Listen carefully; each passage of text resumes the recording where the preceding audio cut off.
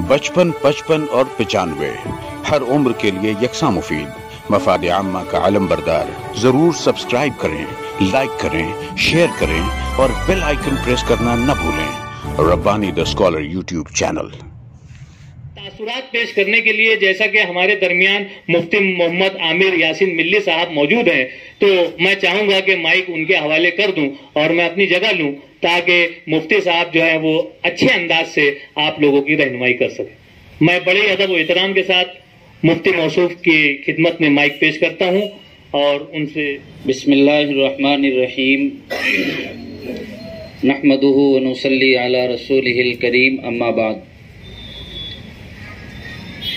Bharat plumbing and hardware की इस इफ्तिताही तकरीब के सदर मोहतरम, स्टेज पर रौनक अफरोज़ मुअज़्ज़ज़ शख्सियात, बतौर ख़ास हमारे रफ़ीक मोहतरम मौलाना शफ़ीकुर रहमान फलाही साहब, मरहूम मोहम्मद मुस्तफ़ा साहब के तमाम बेटे, बतौर ख़ास इस नई फर्म के प्रोपराइटर मोहतरम जनाब साजिद हुसैन साहब और मोहतरम जनाब अतीकुर रहमान साहब, आप तमाम बुज़ुर्गों, दोस्तों और नौजवानों, कुरान करीम में अल्लाह रब्बुल इज़्ज़त ने इरशाद फरमाया, वज़क्किर फ़इन्न ज़िक्रा तनफ़उल मुमिनीन, समझाते रहो और नसीहत करते रहो, ये चीज़ ईमान वालों को नफ़ा देगी। बस इसी आयत पर अमल करते हुए जब भी कहीं कोई तकरीब मुनाक़द होती है, चाहे वो निकाह की तकरीब हो, किसी घर के इफ्तिताह की तकरीब हो या किसी दुकान का आगाज़ हो रहा हो, उलमाए किराम मौके की मुनासबत से इस्लामी तालीमात और हिदायत को बयान करते हैं ताकि हम लोग जिस सफ़र का आगाज़ करने वाले हैं वो इस्लामी तालीमात और हिदायत की रोशनी में तय हो और हम लोग बखैर व आफ़ियत मंजिल मकसूद तक पहुँच सकें। आज की ये जो इफ्तिताही तकरीब है, ये चूँकि एक कारोबारी नौइयत की तकरीब है, इसलिए इस मौके पर इख्तिसार के साथ चंद बातें जो तिजारत के उसूल व आदाब के ज़ुमरे में शामिल हैं, तो मैं आप हज़रात की खिदमत में इस उम्मीद से पेश कर रहा हूँ कि आप में से भी अक्सर हज़रात कारोबार या मुलाजमत से मुंसलिक हैं। आप तमाम हज़रात उन बातों को तवज्जो से सुनेंगे और उन्हें अपने दिल की अमानत बनाएंगे। अल्लाह ने हम लोगों को जो दीन और मज़हब अता फरमाया है, ये ऐसा मज़हब नहीं है कि जिसे अल्लाह वाला बनना हो और जिसे जन्नत हासिल करनी हो वो जंगलों में चला जाए या किसी कुटिया में तस्बीह लेकर बैठ जाए और अल्लाह अल्लाह करता रहे तो वो जन्नती हो सकेगा। अल्लाह ने ऐसा दीन अता फरमाया जिस पर अमल करने के लिए दुनिया की ज़िंदगी आम इंसानों की तरह गुजारना ज़रूरी और जन्नत का रास्ता भी हमारे इन्हीं गली कूचों और बाज़ारों से होकर गुज़रता है। कुरान करीम में अल्लाह रब्बुल इज़्ज़त ने इरशाद फरमाया, ऐ नबी, हमने आपसे पहले भी बहुत सारे पैगंबरों और रसूलों को भेजा, वलक़द अरसलना रुसुलन मिन क़ब्लिक वजअलना लहुम अज़वाजन व ज़ुर्रिया, और उनकी बीवियां भी थीं और बच्चे भी थे। दूसरी जगह अल्लाह ने अपने अंबिया की शान और उनका तर्ज ज़िंदगी बयान फरमाया तो इरशाद फरमाया, यमशून फिल अस्वाक़, कि वो भी बाज़ारों में जाया करते थे, ख़रीद व फ़रोख्त किया करते थे। खुद कुरान करीम में अल्लाह रब्बुल इज़्ज़त ने हज़रत दाऊद अलैहिस्सलाम का तज़किरा फरमाया तो ये भी ज़िक्र किया, व अलन्ना लहुल हदीद, हमने उनके लिए लोहे को नर्म कर दिया था और हुक्म दिया कि इस लोहे की मदद से ज़ेरा बनाओ और उसको फ़रोख्त करके अपना गुजारा करो। जनाब रसूलुल्लाह सल्लल्लाहु अलैहि वसल्लम ने हदीस शरीफ में इरशाद फरमाया, کسی شخص نے اپنے ہاتھ کی کمائی اور اپنی محنت کی کمائی سے بڑھ کر اور بہتر کوئی رزق حاصل نہیں کیا. اور پھر آپ نے مثال دی کہ اللہ کے نبی حضرت داؤد علیہ السلام بھی اپنے ہاتھوں کی کمائی کھایا کرتے تھے. اسلام میں یہ بات ناپسندیدہ ہے کہ کوئی شخص بس یوں ہی بیٹھ کر اپنا وقت ضائع کرے، محنت اور جد و جہد سے جی چرائے، اور جب کوئی ضرورت پیش آئے تو دوسروں کے سامنے اپنا ہاتھ پھیلائے.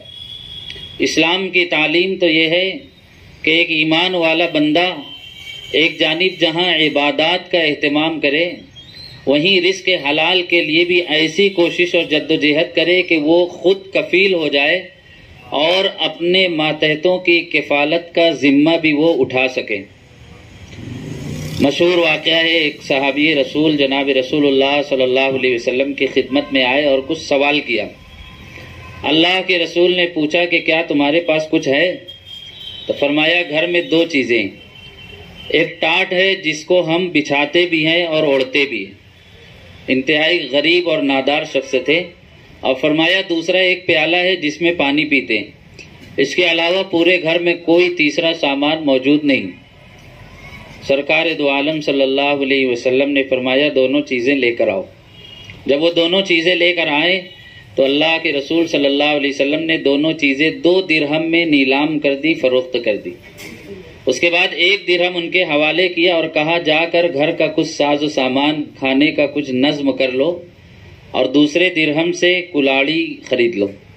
جب وہ کلاڑی لے کر آئے تو اللہ کے رسول نے اپنے دست مبارک سے اس کلاڑی میں لکڑی کا دستہ لگایا اور ان کے ہاتھوں میں دے کر کہا کہ جاؤ جنگل میں لکڑیاں کاٹو اور اس کو خریدو، اس کو فروخت کرو، کچھ دنوں کے بعد آ کر مجھ سے ملاقات کرنا.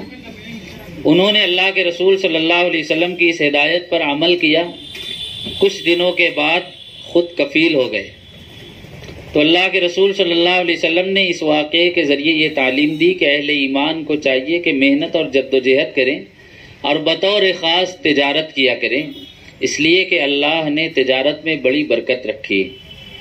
البتہ اسلام نے صرف تجارت کا حکم نہیں دیا، بلکہ تجارت سے متعلق ایسے زرین اصول اور آداب بیان کیے کہ جب جب مسلمانوں نے ان اصول و آداب کی رعایت کرتے ہوئے کاروبار اور بزنس کیا ہے، اللہ نے ان کو نہ صرف یہ کہ معاشی فراوانی عطا فرمائی، نقصان سے محفوظ رکھا، بلکہ وہ خیر و برکت ان کا مقدر بن گئی. تجارت کے تعلق سے اسلام میں بہت ساری اہم اور بنیادی ہدایات ہیں، جن میں ایک اہم ہدایت یہ ہے، اللہ نے قرآن میں ارشاد فرمایا رجال لا تلہیہم تجارۃ ولا بیع عن ذکر اللہ واقام الصلاۃ وایتاء الزکاۃ. جب آپ تجارت کریں تو اس طور پر تجارت کریں کہ آپ کی تجارت اور حصول رزق کی کوشش آپ کو رزاق حقیقی کی یاد سے دور نہ کر سکے. ہوتا یہ ہے کہ آدمی حصول رزق میں ایسا مشغول ہوتا ہے کہ رزاق حقیقی کی یاد اس کے دل سے نکل جاتی ہے.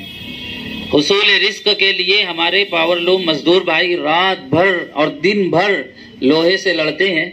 نماز کا وقت ہو جائے، پڑوس میں مسجد ہوتی ہے، رزاق حقیقی کے آگے جا کر اپنا سر جھکانا گوارا نہیں کرتے. اسلام میں یہ بات پسندیدہ نہیں. شاعر نے اسی لیے شکوہ کرتے ہوئے کہا خدا کو بھول گئے لوگ فکر روزی میں، خیال رزق ہے رزاق کا خیال نہیں. تو بنیادی چیز جس کا خیال رکھنا چاہیے وہ یہ کہ ہم تجارت ضرور کریں لیکن دست بکار دل بیار. شیخ زکریا رحمۃ اللہ علیہ نے فضائل اعمال میں لکھا ہے کہ تمہارا ہاتھ کاروبار میں مشغول ہو لیکن تمہارا دل یاد الہی سے لبریز ہونا چاہیے. دوسری اہم ہدایت جو حدیث شریف میں دی گئی ہے، جناب رسول اللہ صلی اللہ علیہ وسلم نے ارشاد فرمایا التاجر الصدوق الامین مع النبیین والصدیقین والشہداء. تم تجارت کرو، کاروبار کرو اور دنیا کے لحاظ سے بھی خوب ترقی حاصل کرو، لیکن اس طور پر تجارت کرو کہ سچائی تمہاری پہچان ہو، امانت داری تمہارا وتیرہ ہو. لوگ محض تمہاری سچائی اور امانت داری سے متاثر ہو کر تم سے اپنا سامان خریدیں. جو شخص اپنے کاروبار میں ان 2 صفات کو پیش نظر رکھے اللہ کے رسول فرماتے ہیں دنیا میں تو آپ کو تجارتی نفع ہوگا، لیکن آخرت میں ایسے تاجر کا حشر کیا جائے گا انبیاء کے ساتھ، صدیقین کے ساتھ، شہداء کے ساتھ۔ ایک اور ہدایت جو دی گئی، اللہ کے رسول فرماتے ہیں رحم اللہ رجلا سمحا اذا باع و اذا اشترى و اذا اقتضى، اللہ اس شخص پر رحم فرمائے جو خرید و فروخت میں اور قرض کی ادائیگی کے لیے تقاضا کرنے میں نرمی کا معاملہ کرے۔ جو لوگ اس کے پاس چل کر آئیں ان کے ساتھ نرمی سے گفتگو کریں، کسی کا قرض رہ گیا ہو تو ادائیگی میں بہت شدت اختیار نہ کرے، ایسے شخص پر اللہ رحم فرمائے۔ یہ تمام تعلیمات وہ ہیں جو ہمارے آقا جناب رسول اللہ صلی اللہ علیہ وسلم نے ہمیں دی ہیں۔ افسوس کی بات یہ ہے کہ آج عملی طور پر اگر مشاہدہ کیا جائے تو ان اسلامی اصول تجارت کا زیادہ پاس و لحاظ رکھنے والے برادران وطن ہیں، مسلمان کم ہیں۔ عام گاہکوں کا مشاہدہ اور تجربہ یہ ہے کہ جب مسلمان دکانداروں کے پاس جائیں تو اولاً وہ پوری توجہ نہیں دیتے، کوئی بات پوچھی جائے تو روکھے انداز میں جواب دیتے ہیں، کوئی سامان غلطی سے چلا جائے واپس لے آئیں تو واپس لینے میں آنا کانی کرتے ہیں، قرض ہو جائے تو عجیب و غریب انداز میں قرض کی ادائیگی کا مطالبہ کرتے ہیں، یعنی حسن اخلاق کی دولت سے محروم ہوتے ہیں۔ نتیجہ یہ ہوتا ہے کہ آج مسلمان یہ کہنے پر مجبور ہے کہ ہمیں اگر کوئی اچھی چیز خریدنی ہے اور دکاندار کا حسن سلوک دیکھنا ہے تو برادران وطن کے پاس ہم چلے جائیں۔ یہ آج معاشرے کی صورتحال ہے۔ لیکن اسی سماج اور معاشرے میں کچھ ایسے لوگ بھی ہیں جو اسلام کے اصول تجارت کی پاسداری کرتے ہیں تو اللہ تعالیٰ ان کو خیر و برکت سے نوازتے ہیں، پھر ان کا قدم آگے ہی بڑھتا جاتا ہے اور لوگوں کے درمیان وہ اعتماد کی ایک پہچان بن جایا کرتے ہیں۔ ضرورت اس بات کی ہے کہ ہم تجارت کریں لیکن اسلام کے اصول تجارت کی پاسداری کریں، سچائی اور امانت داری کو پیش نظر رکھیں، نرمی کو اپنے مزاج کا حصہ بنا لیں تاکہ ہم ایک طرف تجارت بھی کریں اور تجارت کے ساتھ ساتھ لوگوں کو اسلام کا پیغام بھی پہنچائیں کہ اسلام کے اصول تجارت یہ ہیں اور جناب رسول اللہ صلی اللہ علیہ وسلم کا طریقہ یہ ہے۔ ایک حدیث میں اللہ کے رسول صلی اللہ علیہ وسلم نے ارشاد فرمایا لا یؤمن احدکم حتی یحب لأخیہ ما یحب لنفسہ، تم میں کوئی شخص اس وقت تک مومن نہیں ہو سکتا جب تک وہ اپنے بھائی کے لیے وہی چیز پسند نہ کرے جو اپنے لیے پسند کرتا ہے۔ یہ بھی اسلام کے اصول تجارت میں شامل ہے۔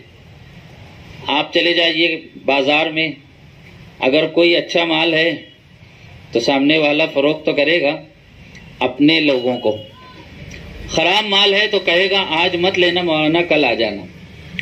اور بعض لوگ تو ماشاء اللہ علماء کی رعایت کرتے ہیں، لیکن بعض لوگ تو کہتے ہیں مولانا یہ کیلا 15 روپیہ درجن ہے تمہارے لیے۔ مولانا خرید کر آگے بڑھے تو بازو والی گاڑی پر وہ 12 میں فروخت ہو رہا تھا، واقعی مولانا کے لیے وہ 15 روپیہ تھا۔ تو جھوٹ ایک نشانی بن چکی، اور جو چیز انسان خود کھانا یا استعمال کرنا پسند نہیں کرتا آج لوگ ویسی چیزیں فروخت کر رہے ہیں۔ ایک کھانا ول پر ایک شخص کا جانا ہوا تو کاؤنٹر پر ہوٹل کا کھانا ول کا مالک موجود نہیں تھا، تو گاہک نے بہرے سے پوچھا ملازم سے کہ بھائی ہوٹل کا مالک کہاں ہے؟ تو اس نے کہا ہمارے سیٹ سامنے والی ہوٹل میں کھانا کھانے گئے۔ بات سمجھ میں آ رہی؟ جی ہاں، جو کھانا وہ خود پسند نہیں کرتا وہ فروخت کر رہا ہے۔ آج کچھ اس طرح کی صورتحال ان مارکیٹوں میں نظر آتی ہے جہاں مسلمانوں کی اکثریت ہے۔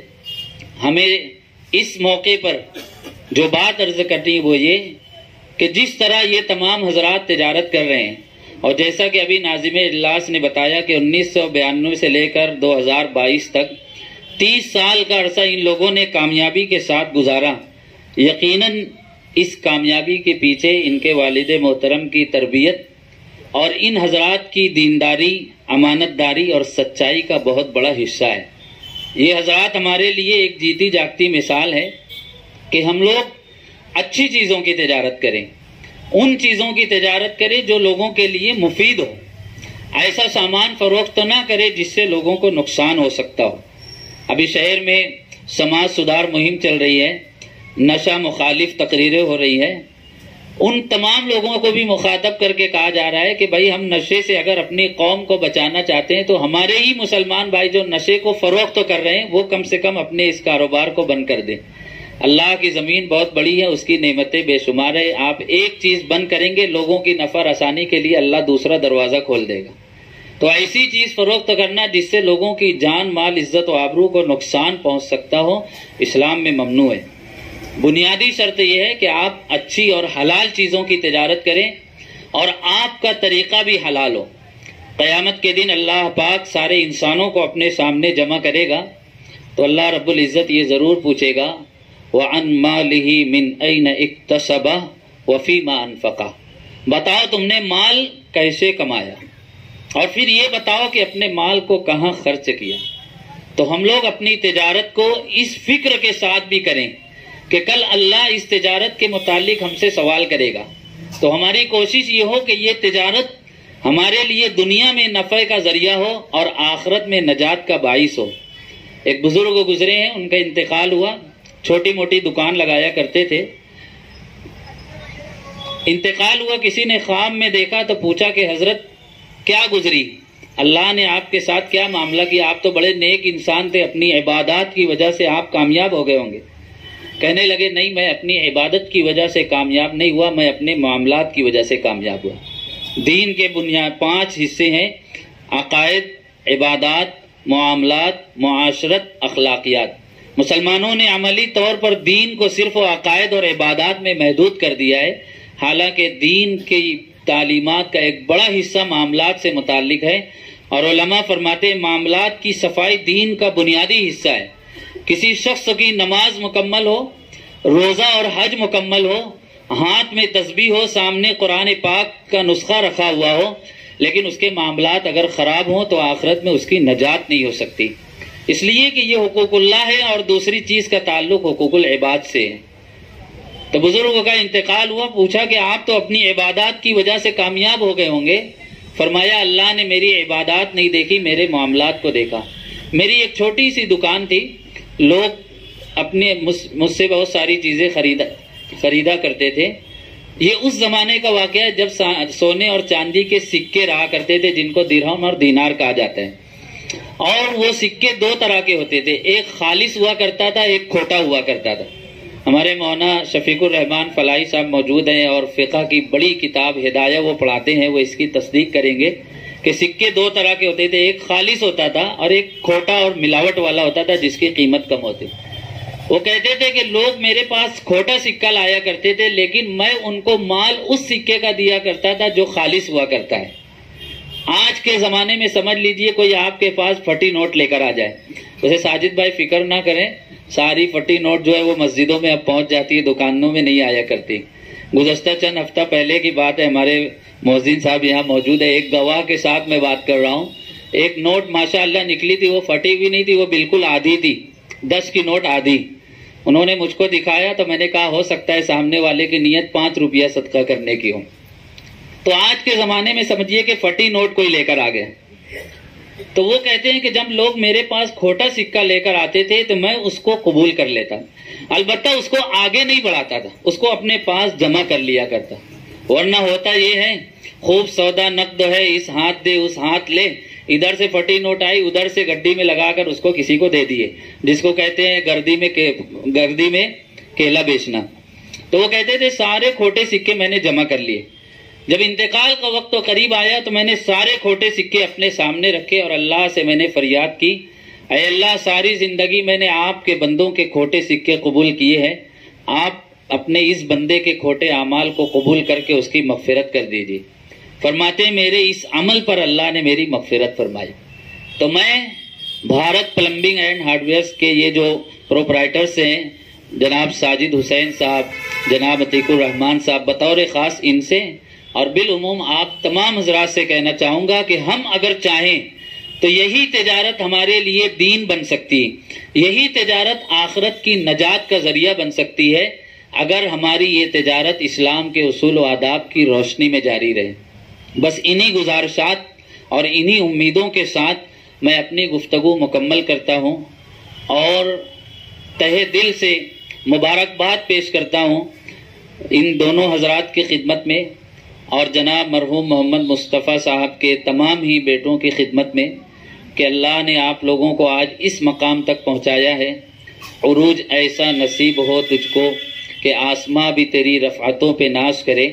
اللہ تعالیٰ ان کی تجارت میں مزید خیر و برکت عطا فرمائے. بڑی خوشی کی بات ہے کہ اس سے پہلے انہوں نے یہیں قریب میں ساجد بھائی نے کلر کی دکان کھولی. وہ آپ کو سادگی میں دیکھنا پسند نہیں کرتے اور سادگی ان کا مزاج نہیں ہے. وہ چاہتے ہیں کہ آپ رنگ برنگے ہو جائیں. یوں بھی شاعر نے کہا ہے گلہائے رنگ رنگ سے ہے زینت چمن اے ذوق اس جہاں کو ہے زیب اختلاف سے. اور اب آگے بڑھ کر انہوں نے ہارڈ ویئر کی دکان کھولی ہے. ایک مفید چیز اور ایک مفید کاروبار انہوں نے شروع کیا ہے.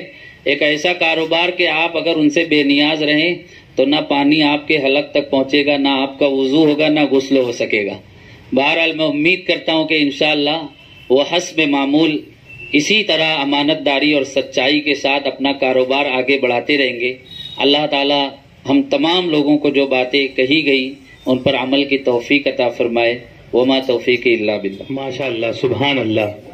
مفتی عامر ملی صاحب نے اپنے گراں قدر تاثرات یہاں پر پیش کیے اور حالات حاضرہ پر تلخ حقائق کے ساتھ آپ نے جو چیدہ مثالوں کے ذریعے سے ہمیں سمجھانے کی کوشش کی ہے. یقیناً وقت کی ضرورت ہے اور مفتی صاحب نے بہت ہی اچھے سلجھے ہوئے انداز سے اپنی تمام باتوں کو پیش کیا. اور جہاں تک ناصر پینٹس، ذاکر پینٹس، بھارت پینٹس اور بھارت آٹو پارٹس اور بھارت پلمبنگ کی بات کی جاتی ہے تو شاعر کہتا ہے کہ راہ طلب میں جذبہ کامل ہو جس کے ساتھ، راہ طلب میں جذبہ کامل ہو جس کے ساتھ خود اس کو ڈھونڈ لیتی ہے منزل کبھی کبھی. یقیناً شہریان عزیز کے لیے جو ہے یہ ایک نعمت کا موقع ہے کہ تجارت اور اچھی تجارت اور اسلامی اصولوں کے ساتھ جو تجارت کی جا رہی ہے، ایک موقع ہمیں بھی دستیاب ہو رہا ہے کہ ہم ان برادران سے بھی فیض اٹھائیں. اسی مفتی صاحب کی گفتگو کے دوران شہر عزیز کی دو مشہور و معروف شخصیات، معروف صنعتکار حضرات ہمارے اس بزم کا حصہ بنے. میں ان کا بھی استقبال کرتا ہوں. عتیق الرحمان صاحب سے میں گزارش کرتا ہوں کہ مشتاق احمد جنتا گارڈن صاحب کی خدمت میں گل کا نذرانہ پیش کر کے ان کا استقبال کریں.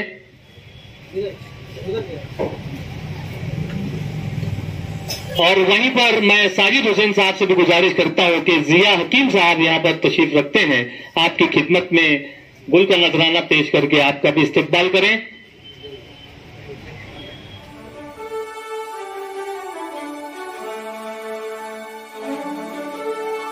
ربانی دی اسکالر یوٹیوب چینل علمی، ادبی، دینی، ملی، سماجی، ثقافتی، تہذیبی، فلاحی، طبی، فنی، معاشی، تجارتی، معاشرتی، انتظامی، انقلابی، تحریکی، تحقیقی، تکنیکی، تفتیشی، تعمیری، تعلیمی و معلوماتی یوٹیوب چینل ضرور سبسکرائب کریں، لائک کریں، شیئر کریں اور بیل آئیکن پریس کریں. ربانی دی اسکالر یوٹیوب چینل.